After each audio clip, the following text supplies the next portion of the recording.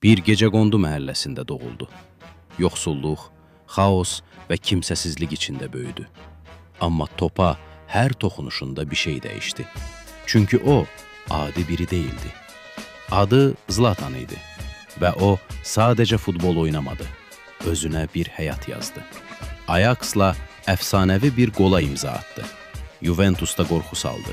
Interdə kral oldu. Barcelonaya getdi, amma heç kim onu idarə edə bilməzdi.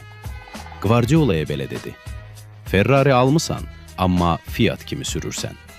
Parisdə tanrılaşdı. Manchesterdə yaşa meydan oxudu. Los Angeles Galaxy-də tək bir cümlə ilə səhnəni ələ aldı.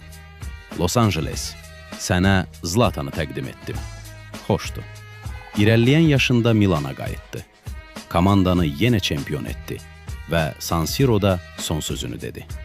Futbola əlvida deyirəm, amma sizə yox. Mən Zlatanam. Bu bir futbol hekayəsi deyil. Bu bir əfsanənin doğuşu.